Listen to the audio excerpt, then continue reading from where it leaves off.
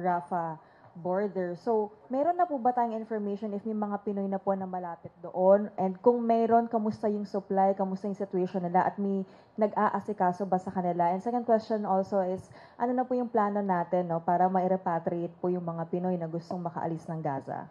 Opo, in number one, our ambassador in Amman is in touch with them. So far, they're all right, no? None is reporting that they got physically hurt or injured because of these attacks. Because they're not, yung attacks nun, yung sinasabi nyo, are not where the foreign nationals are situated waiting to cross. They're outside the crossing.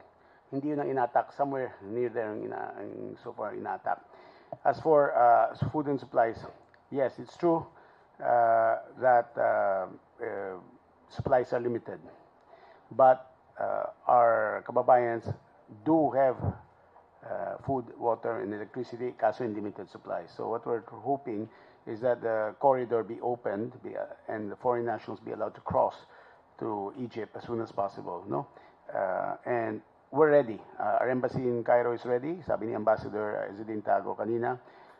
Once they get to the Egyptian border, they will be picked up and brought to Cairo to be repatriated home. It's just a question of the opening of the corridor. And right now, it's still closed, but the Israelis have always said it could be any day now.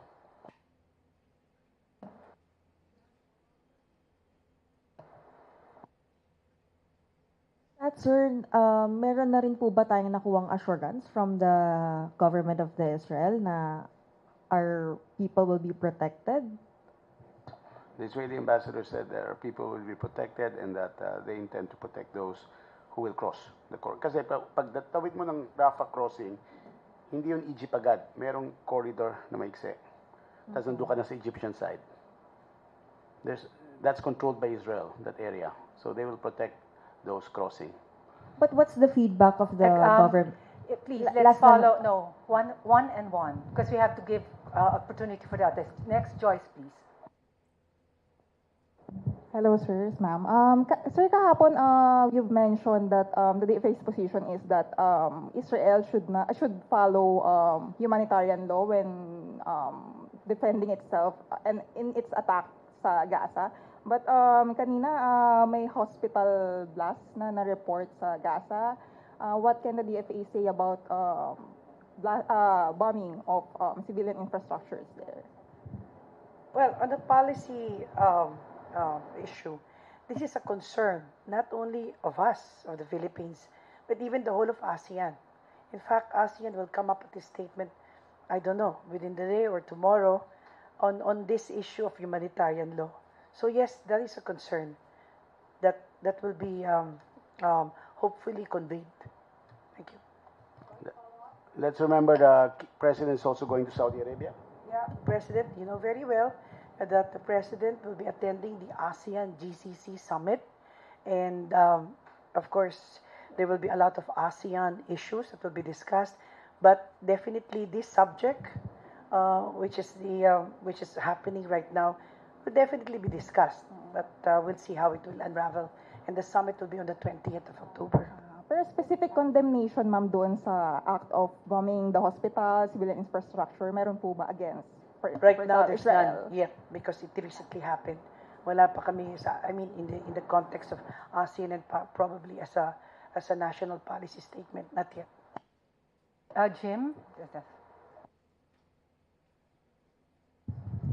Okay, Yusik Tess or Yusik Ed. What's the Philippine government's reaction to that horrendous, deadly attack on that hospital that killed about 500 people? And how would you balance the Philippine government's reaction with the fact that the president has said that Israel has the right to self-defense, no? And Israel is one of those being blamed by Hamas for that hospital attack. Just an initial reaction which has been asked by the lady here is that we have not yet issued a statement because of very recent incident about the hospital. You know very well the statement that has been given concerning the humanitarian law and of course in self-defense. As I said, there will be an ASEAN statement. within the day or probably tomorrow. It's still just being very careful of what is happening and the nuances. And you know that ASEAN, we have a different affiliations, so that is something um, that will be coming out later today or tomorrow. Thank you. The two questions. So Jacob, please. Hi, I just like to get some clarification on what Yusek De Vega said. You said the corridor will be opened any day now. Is that from the Egyptian or Israel side? From the Israeli side, because they're the ones. The Egyptians are always saying that it's not up to them. It's not their fault that nobody has crossed. No foreigner has crossed. It's the Israelis who are still controlling that part. And once they cross, they reach the Egyptian border, and then the Egyptians then decide to give entry permits. So they're not at that position yet. Kailangan tumawid pa yung mga foreigners. Something is clear though, they will allow eventually foreign citizens but not Palestinians. No? So far yun ang naririnig po namin. When you say any day now, is that within the week? And what assurance did they give that they can back this up? They don't give assurances. They always say, be prepared at any moment's notice that suddenly it will be open. So that's why I say any day now. But we are ready. The Filipinos are there. They're ready. But no clear timeline if this week or not? Well, no clear timeline from the Israelis, but we hope as soon as possible. We hope today. Okay, thank you. Next question, please. Then, yes. May pagbabago po ba dun sa number ng mga undecided at yung mga gustong magpaiwan sa Gaza? Araw-araw palaging nagbabago eh. So, Mga ilan na po, sir? Alam natin, mga 70 to 80 ang uuwi, ang gustong umuwi. Hindi umabot ng 100 ever ang gustong umuwi. At most 90, 92. Titingnan natin once pumayag na yung nandun na makatawid yung mga foreigners, baka mas kukunti pa once ma-realize na hindi na masama yung kanilang mga Palestinian husbands. That will be a problem. Yung nabalita po na Pinay na kumakain na ng panis na tinapay, nakamusta nyo na po ba sila doon? Kamusta po sila? Ano po sitwasyon ngayon? Opo, nakamustahan na ni Ambassador Fred Santos. Of course, there are other Filipinos helping out with food. And besides, there are international organizations there. UNICEF, Red Crescent, which is Red Cross Arab countries, no? At saka yung UNRWA. So they're trying to make food reach people, no?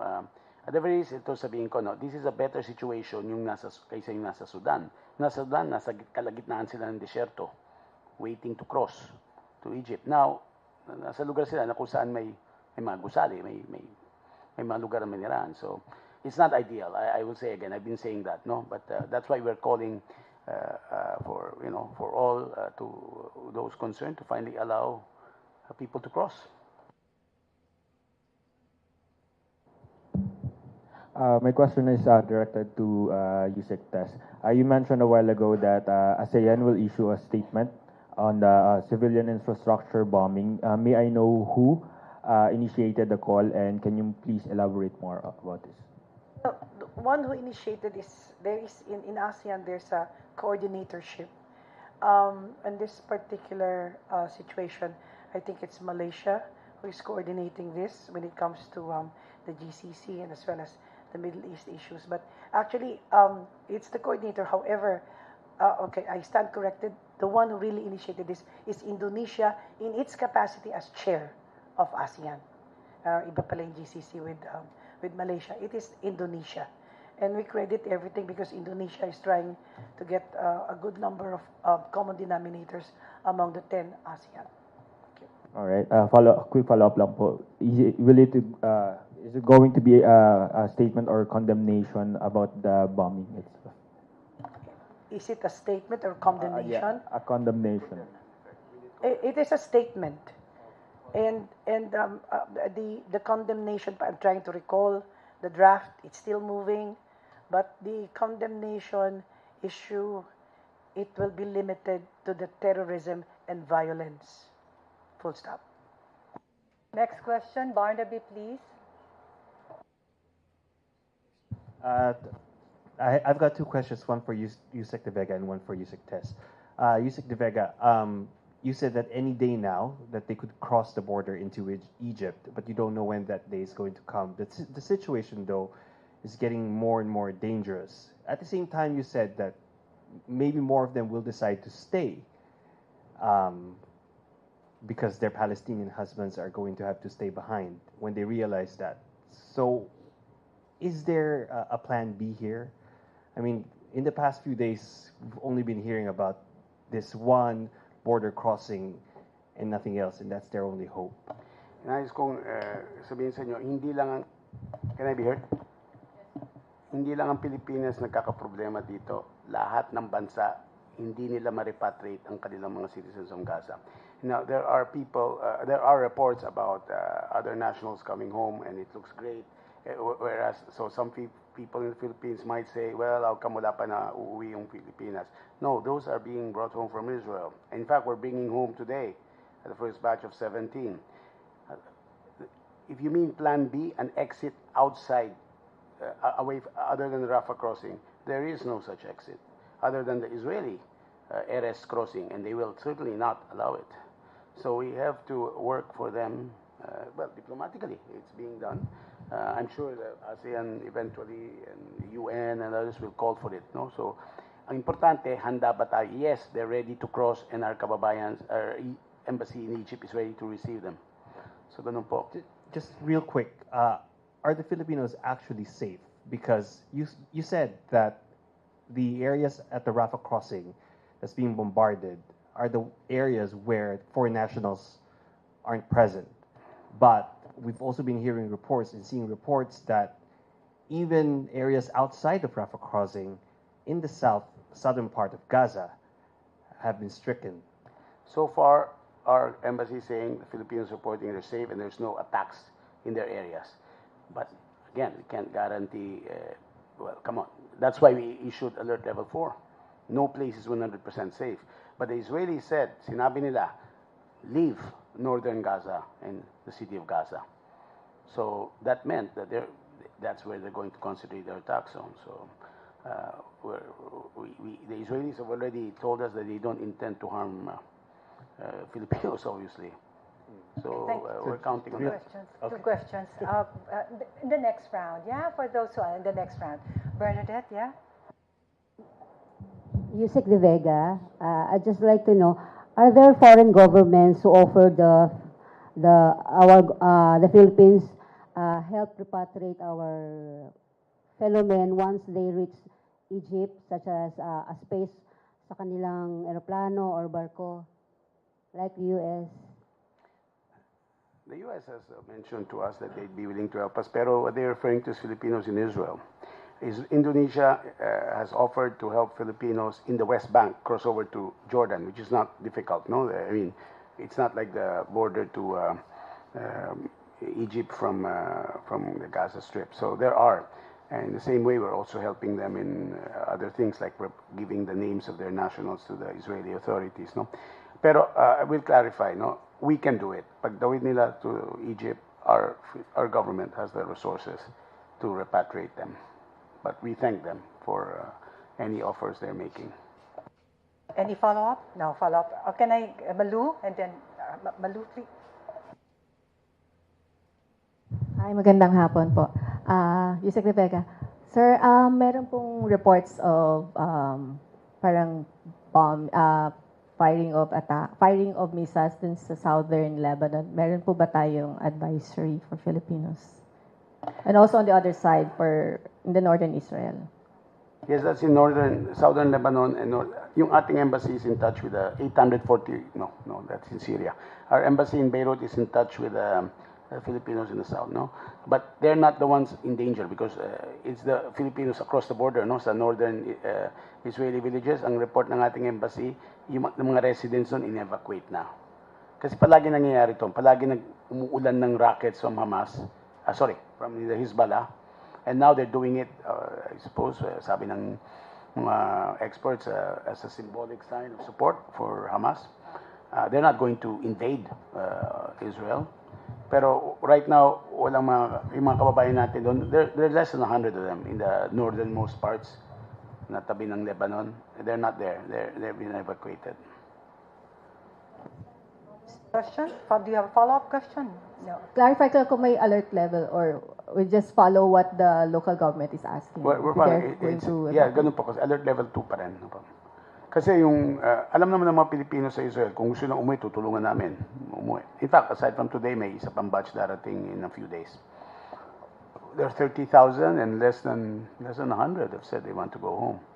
So it's a sign that they want to stay. They know it's, to them, it's stable daw in Israel.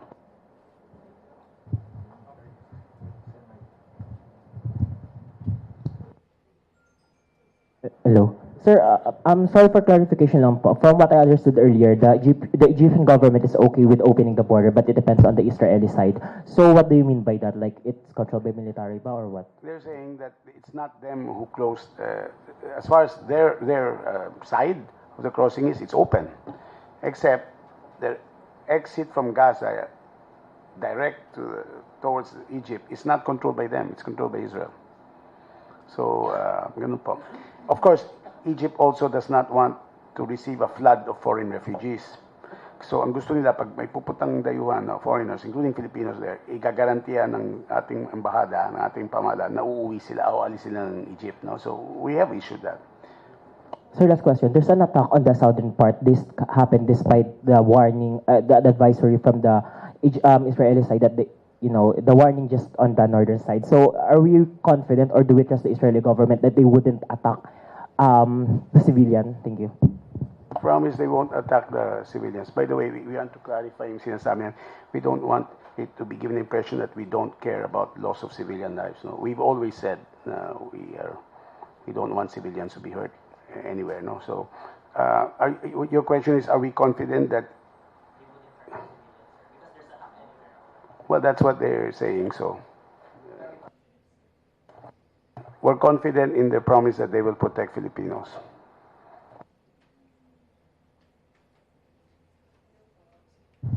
Good afternoon. One for Yusek Ed and one for Yusek Tess. Yusek Ed, it's just weird because we had this press conference with the IDF and they're saying that the authority to open the Rafah border crossing is really up to Egypt. So just a clarification on that. And also the DMW said they are validating reports that there was an OFW who was also abducted, one of the hostages. Do we have info on that? There's always the possibility, we don't have confirmation, there's always the possibility that three of them have been abducted. There's always a possibility. We don't have the information. One of them has an Israeli passport, that much we know. Two others, one man, one woman, are definitely OFWs, all right? We don't want to say that they're abducted, we have no confirmation. Now, as for yung sinasabi nyo, well, let's put it this way. There's a lot of diplomatic niceties going on because both sides want to protect their security interests. Tatagalugin ko, nagmumukha ba nagtuturuan sila? Maaari, pero wag niyo ko i-quote. Ang sinasabi ko po, concern ng Egypt na may papasok na terrorist, concern naman yung Israel na may tatakas na terrorist. So, how do we put it? Hanggang magkaroon ng usapan sila, how do we put it, ma'am? Well, I'm sorry, I'm just reacting to Yusek Ed. But I think there's some situation going on in the United Nations to the Security Council. Tingnan natin how it will unravel. But there have been meetings and very serious meetings at the Security Council level. And then for Yusek Tess, you had two questions already. One for Yusek Tess. Yes. You had two Hindi ko pa natanong sa Your kanya. question one was about the who was actually opening up, and the second question was about But the I said DMO. for Yusek The Tess. next round, yeah, the next round, because that's the same case as in with. Okay, next this round, this and question in this side. No question. So this one, Bea, do you have a question? No, your question, yeah. No, I'll just see her first, yeah. I will say something though. We do appreciate both governments for having been very attentive to our requests. No, both Egypt and Israel. Yusek Tess, I will just press one more time for the Philippine position, because you said ASEAN position, right? So does the Philippines not have a position on what happened to that hospital? We have a position. I think we have given, if I recall, two statements. and it's stated there. In fact, what is in the ASEAN is the very first paragraph says that we all have our national positions and statements, and then the common denominator among ASEAN is stated in the succeeding paragraphs. So what I'm saying is that yes, primarily it is the Philippine. We have a Philippine position. The rest just is common among all of us. If you could, for the benefit of our audience right now, I think the Philippine position. I don't recall very well, but the statement is that we condemn the violence that has occurred, and that, of course, there's always the quest for a political, how do you say this, a decision in meaning to stop further escalation. I mean, I'm just paraphrasing, but I thought there were statements already that were given to the media. That was last week. So that is the position that we have taken. That the hospital attack in particular. As I said, just hold, because the incident just happened. That's the third question that has been asked, but we don't have it yet. In fact, I just learned it now during the briefing made by Yusek Ed. We will be giving a statement to that fact as soon as possible. We were just finishing this process. All right, this side, yes. Anyone for the second round? Yes. Excuse me.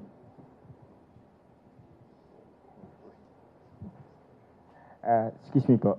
Here. I'm here. With the recent development, especially the civilian infrastructure bombing and the evacuation order for the 1.1 million civilians in the northern Gaza, will it affect the Philippine position regarding with what's happening in the Gaza Strip? What is the question? I think sabihin ng question na will it affect our position? The position, because Yusek Tess mentioned that a week ago we are condemning the violence perpetrated by the Hamas. But with the recent development, especially the civilian bombing, which is allegedly done by the Israeli side, I'm asking if it would affect the position of the Philippines. I'm sorry for smiling. The reason I smiled is all of you are trying to get Yusek Lazaro to make a statement, which we cannot. But anything we say will be consistent with what we said before. Protect civilian lives. We respect Israel's right to self-defense. We condemn the acts of terrorism committed. Now acts of violence, they're wrong. But any direct statement on this has to come yet. Again, same answer to all the questions. Just hold, and we'll give you the proper, appropriate statement. Okay. You are very imaginative. Any more questions? Any more questions? Yes. I'm just so sorry to press this again. When you say Yusek Lazaro, the statement has a condemnation of all of the violence happening. Does this also include the violence perpetrated by Israel? Because so far the number of the Palestinians killed is double of the number of Israelis killed. At the time that we issued the statement, it was the bombing that affected Israel.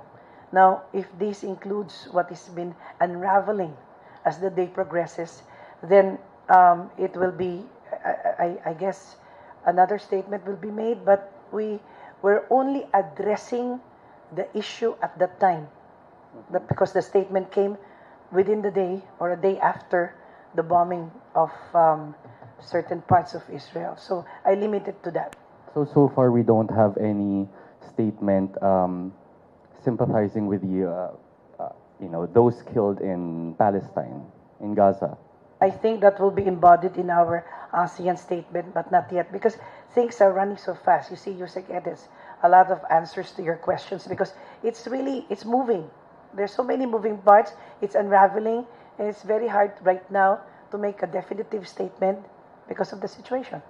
So the political part, the diplomatic part, is also being discussed simultaneous, or rather in tandem with what is happening on the ground. Questions? Any more questions? Yeah, Barnaby. Sorry. Just a quick clarification on the number, because what we knew so far was that 22 Filipinos were wanting to get repatriated from Israel, and then you mentioned just a while ago it's less than 100. So how many? What do you mean? Gaza, What do you right? mean? Okay, okay. Sorry, I got There were confused. 22, 17 are Sorry. going home today. There's an additional 14 going home in a few days. So that's more than 22 because it could add up. The 100 are from Gaza. So, well, we hope 135 decide to go home. Okay. But it's possible that not 100 of them would want to come home. It's quite possible. And it's because? It's because the Despite Palestinian spouses will remain. Escalating violence.